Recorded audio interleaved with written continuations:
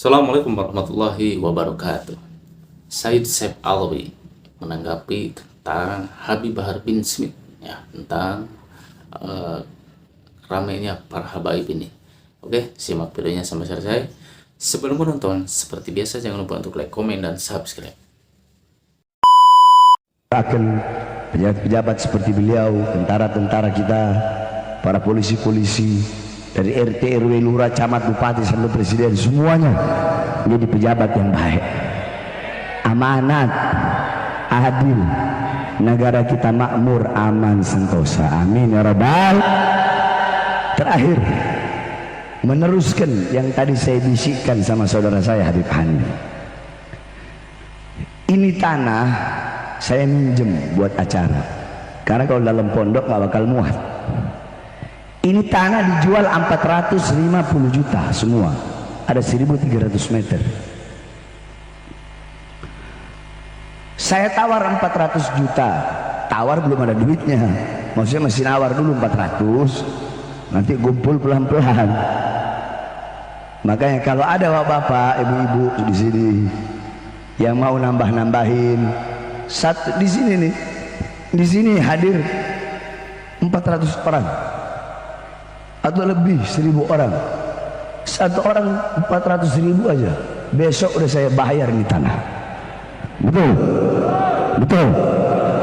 Satu orang 400.000, satu orang 500.000, besok langsung saya telepon Pak Koswara, tolong urus tanahnya Pak Koswara. Cuma pertanyaannya, orang-orang di sini bagaimana? Hah, Bang Refli? Ayo coba gini aja deh, dari ujung.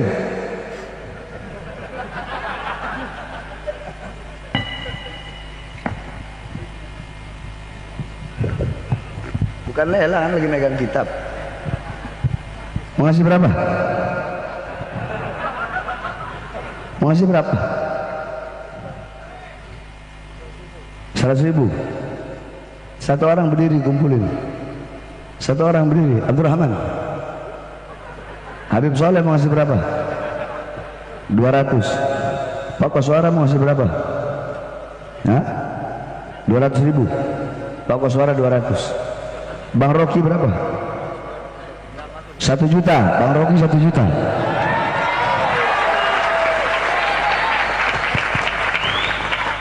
Abang Saleh berapa? 500.000 Abang Saleh. Habib Bakar berapa? 1 juta. Habib Bakar 1 juta. Habib Ahmad berapa? 500.000. Tua-tua keladi. Habib Hanif berapa? 1 juta Habib Hanif. Kiai Sobri 1 meter. Berarti 420.000. Kiai Sobri 500.000 lah, itu lah ya. Habib Muhammad 1 juta. Habib Muhammad ketum kita. Habib Lutfi, kok mesti lihat dulu.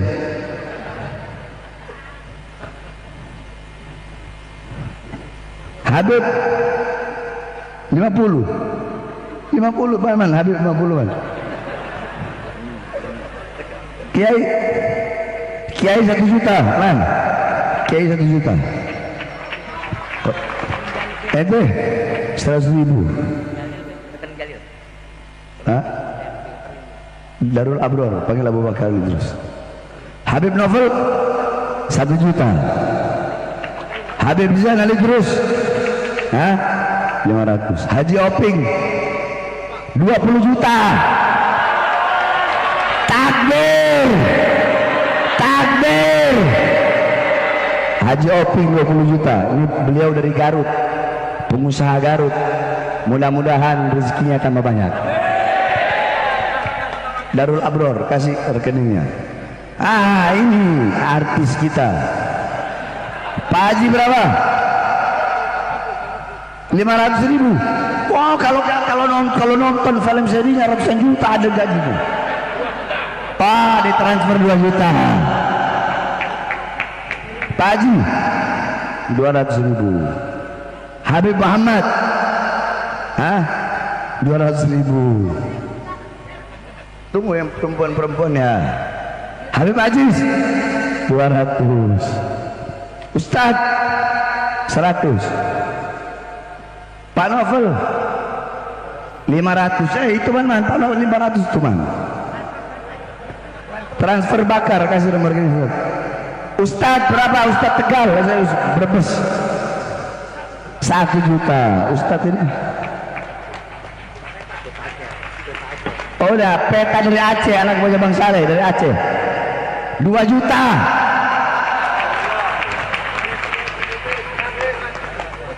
Ustadz 2 juta Gar 2 juta 2 juta. Ustadz 20 juta. Takbir, takbir. Saya nggak punya rekening, saya nggak ada rekening, saya nggak pernah pakai rekening. Darul Abror ini Abu Bakar kasih Gar, ini Ustadz 20 juta. Mudah-mudahan Allah permudah urusan dunia akhiratnya. Ustadz Dewa 5 juta. Ini Ustadz Dewa mantan gitaris band Geisha. Bang Refli nggak boleh sama, masa sama.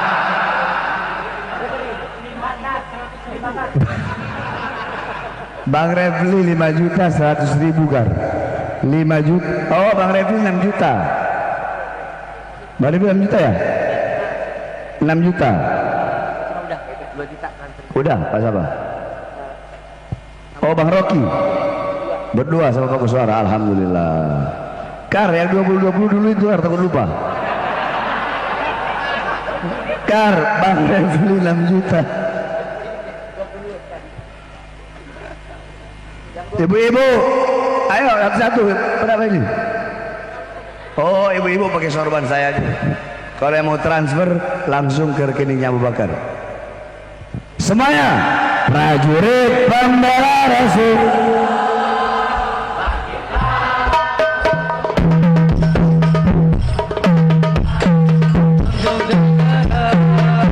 Satukan hati musuh. Ambil sorban terus sampai belakang sana.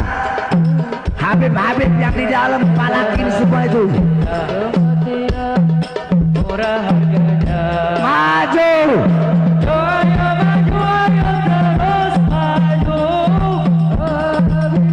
Pengkhianat bangsa kami berjanji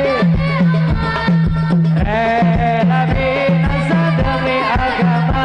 Wahai prajurit pembela Rasulullah, berjuanglah tanpa lelah, walau harus takkan mundur, takkan. Salatullah yang keras. Salatullah ala Yasin, ala Yasin, ala Yasin. Jadi walaupun ngaku turunan Nabi harus pakai syariat. Kenapa? Orang zaman sekarang ngaku turunan Nabi 14 abad lamanya, jarak dengan baginda Nabi. Bahkan sudah hampir 15 abad, masuk ke abad ke-15. Tapi kalau kelakuannya ternyata nggak ngikutin Nabi, bahkan cenderung merusak syariat, maka jangan ngaku turunan Nabi. Memalukan. Betul tidak? Apalagi saya lihat video ada Habib mabok. Ini beneran ada ya, saya masih simpan. Mabok, kemudian teler di depan rumah orang, lalu kemudian oleh jamaah setempat, pengurus lingkungan yang sedang ronda ditegur, wah Habib kok mabok? Wah Habib mabok masuk surga. Kacau ya. Ente mabok gak boleh, aneh mabok gak apa-apa katanya. Mabok loh ya. Apakah benar orang yang mengaku turunan Nabi, kalau benar, apalagi belum jelas, apalagi nggak benar, apalagi embuh turunannya siapa, gitu kan? Ini mah andai beneran turunan Nabi. Contoh di sini ada dzurriyyah Mbah Sunan Gunung Jati, ya, bukan saya. Di sini ada barangkali di sini, gitu kan?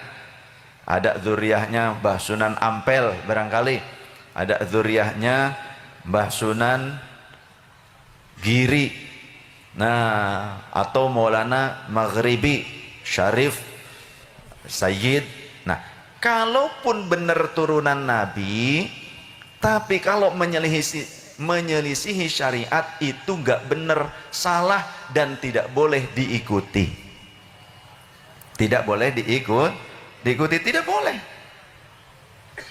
Mana dasarnya? Karena sekelas istri Nabi saja itu diancam oleh Gusti Allah. Kan sekarang banyak tuh orang ngaku turunan Nabi tapi melegalkan kezoliman. Ke kiai meres, datang ke kiai, aneh mau ngadain maulid nih, ente mau bantu berapa? Dikasih oleh kiai 300.000 di amplopin, pas dibuka 300.000 dilempar ke muka kiai. Salah satunya kiai nyeker asli Brebes yang langsung ngomong ke saya di panggung saat itu, yang membuat saya murka. Ada video saya murka terhadap oknum-oknum seperti itu. Karena apa? Karena para ulama yang berjasa mengislamkan masyarakat, yang berjasa ngajarin Quran, jadi ngerti kalamnya Allah, bisa baca dengan tartil, mengikuti kewajiban Allah, warattilil Qur'ana tartila. Kiai yang ngajarin wudu, yang wudu adalah syarat keabsahannya sholat, kalau tidak sah wudunya maka tidak sah sholatnya. Ngajarin sholatnya yang benar, itu mereka para kiai-kiai, para ustadz-ustadzah, para ulama, mereka yang punya jasa besar. Tapi mereka dikerdilkan, mereka dipecundangi di negerinya sendiri, seolah mereka tidak punya peran untuk mengislamkan bangsa dan negara Indonesia. Maka saya murka dengan orang-orang yang seperti itu, nggak tahu diri, ya. Mohon maaf, andai itu saudara saya sendiri pun saya tidak akan setuju dengan perilaku seperti itu. Jadi seringnya saya mendapatkan pengaduan itu dari para kiai, dari masyarakat. Itulah yang kemudian menghantak jiwa saya untuk membahas secara syariah. Nah, sekeras istri Nabi saja, karena mereka selalu menggunakan dalil, kan dalilnya ada, Habib mabok gak apa-apa. Kemudian ketika saya di Majalengka ngisi, kiai yang ngundang saya cerita, sehari sebelumnya didatangi seorang Habib yang katanya bawa kiswah makbaroh Nabi, pengakuannya begitu, ya, kiswah itu kain penutup. Oh, ini kiai katanya silakan dicium. Nah, ente kan sekarang sudah menciumnya, ente kalau ingin berkah ini tetap lengket menempel kepada ente harus mengeluarkan uang sebanyak 33 juta. Ini bukan katanya, saya boleh bisa ya ketemu langsung dengan kiainya, langsung nanti saya ajak, yang ngundang saya kebetulan. Jadi diminta 33 juta. Kemudian ada lagi yang di Brebes, ketika 300.000 dilemparin, lalu Bib harus berapa katanya. Ente kalau bukan karena datuk aneh, ente nggak bakalan jadi kiai katanya. Nah terus ente turunannya nggak jadi kiai gitu kan. Berapa dong Bib? Uang yang merahan ratusan ribu, sejumlah Asmaul Husna 99, jadi mintanya 9.900.000. Ini nyata di Brebes tuh, yang 99 itu di Brebes kejadiannya. Masya Allah lah, kiai cuma hasil daripada ngajar ngaji, kadang juga mereka harus nyawah, harus berkebun, ya, banyak korban di sini di Brebes. Nah ini ada korban juga Pak Yai, Masya Allah. Jadi mulai sekarang kalau ada orang yang bertindak seperti itu, bagaimana sikap kita? Lawan, Setuju? Kalau ada yang mengintimidasi ulama, kiai, memeras kiai, apa yang harus kita lakukan? Setuju. Kudu wani, wis saiki wis wani wae kagok wani wis. Jangan mau, jangan takut kualat. Memeras masyarakat, memeras umat itu halal apa haram menurut syariat? Uang hasil malak itu halal apa haram? Apalagi nyuri dari masyarakat, kambing orang diambil dengan alih-alih untuk maulid, halal apa haram? Haram. Haram. Nah gini, tindakan memeras dan mengintimidasi itu tindakan yang sesuai syariat atau bertentangan? Bertentangan. Dapat pahala apa dapat dosa? Dosa. Baik. Kita coba pelajari dari Al-Quranul Karim, kalamnya Allah Ta'ala. Kita ini orang Islam, gih? Orang Islam, kitab sucinya Al-Quran. Mereka melakukan tindakan itu, melegalisirnya, menghalalkan kezaliman itu pakai dalil. Dalilnya surah Al-Ahzab ayat 33. Innama yuridullahu liyudhiba ankumur rijsa ahlal baiti wa yutahhirakum tathhira. Wallahu wa rasul alam bi muradi wa makna. Innama yuridullahu, innama, tidak ada yang lain, sesungguhnya, hanya, gitu ya. Kalau ilmu balaghah kan begitu, seolah-olah tidak ada yang lain tujuannya. Innama yuridullahu, Allah berkehendak, liyudhiba ankumur rijsa, untuk menghilangkan, rijsun itu kotoran, dari diri kalian. Ahlal baiti, wahai ahlul bait Nabi. Siapa yang dimaksud pada ayat ini?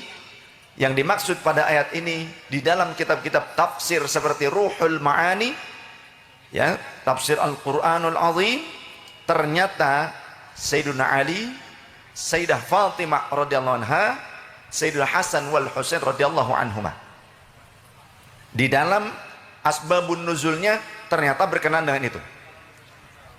Nah, nanti ada sangkut pautnya dengan istri-istri Nabi juga, karena ayatnya berkesinambungan dari ayat-ayat sebelumnya. Kita lanjutkan dulu yang ini, kalimat potongan ayat yang tadi. Jadi bukan satu ayat full, tapi itu potongan. Innama yuridullahu liyudhiba ankumur rijsa ahlal baiti wa yutahhirakum tathhira.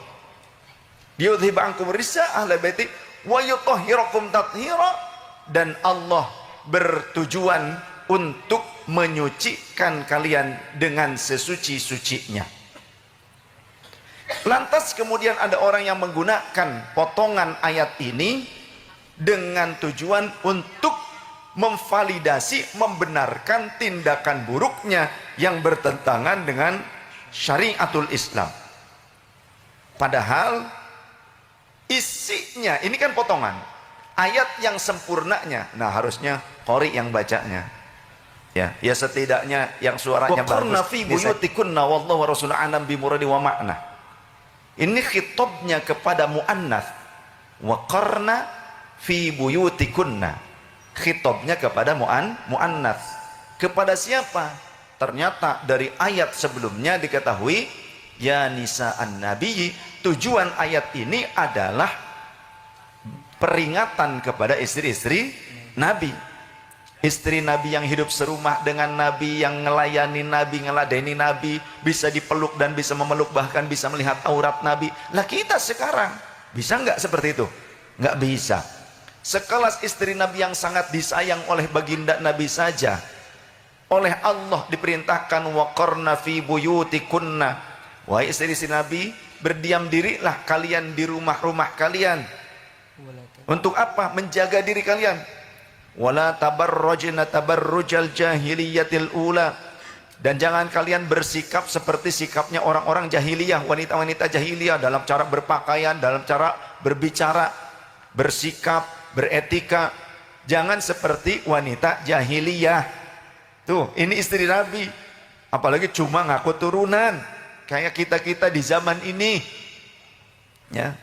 Wala tabarrujna tabarrujal jahiliyatil ula, wa aqimnas sholata, dan tegakkanlah sholat oleh kalian wahai istri Nabi. Istri Nabi harus sholat. Turunan Nabi gimana? Boleh nggak sholat turunan Nabi? Totrok banget saya.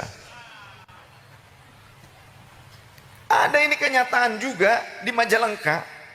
Pas namu waktunya sholat kemudian adzan, ayo ke masjid kita sholat, ente aja yang sholat, Habib mengentu sholat ya asup ke surga, gitu ngomongnya. Ini kejadian waktu saya ke Majalengka, ya, laporan dari kiai setempat. Astagfirullahaladzim, rusak ini nama keluarga Nabi, rusak kesucian ahlul bait Nabi, rusak dengan orang-orang seperti itu, ya. Ahlul bait Nabi yang dimaksud Sayyidah Fatimah radhiyallahu anha, Sayyidina Ali karramallahu wajhah, Sayyidina Hasan wal Husain radhiyallahu anhuma. Wala tabarrujna tabarrujal jahiliyah ula waqimna sholata wa atina zakata. Wahai istri-istri Nabi, tunaikanlah zakat. Artinya harus berbagi. Jangan ini mengaku turunan Nabi malah malakin. Ulama yang harusnya disayang oleh kita diperhatikan. Mereka yang berhak mendapatkan infak dari kita. Ya. Walladzina uhsiru fi sabilillahi la yastati'una darban fil ard yahsabuhumul jahilu aghniya aminat ta'affuf ta'rifuhum bisimahum la yas'aluna an-nasa ilhafa al-baqarah. Mereka para orang-orang yang berdakwah dengan cara ngajar ngaji, bukan cuma jadi penceramah khutbah, bukan. Yang dimaksud adalah orang-orang yang alim yang mengajarkan ilmu mereka, bukan penceramah, bukan. Jadi kalau jenengan bisa memberikan hadiah yang besar kepada penceramah atau kepada vokalis sholawat, kepada artis sholawat, tapi kalian tidak punya perhatian kepada guru-guru kalian yang ngajarin Al-Quran, kalamullah, yang ngajarin kalian sholat yang benar, ngajarin zakat, ngajarin puasa, ngajarin haji, kalian tidak punya perhatian kepada mereka di kampung kalian, maka berarti kalian sudah su'ul adab kepada orang-orang yang berhak mendapatkan penghormatan kalian. Laisa minna, kata Rasulullah, bukan kelompokku, man lam yujilla kabirana, yang tidak bisa hormat kepada orang yang lebih tua di antara kita, wa yarham saghirana, yang tidak mampu menyayangi orang yang lebih muda di antara. Nah, itulah videonya teman-teman semuanya. Bagaimana tanggapannya? Silahkan tulis di kolom komentar ya. Terima kasih telah menonton. Sampai jumpa lagi di video selanjutnya. Wassalamualaikum warahmatullahi wabarakatuh.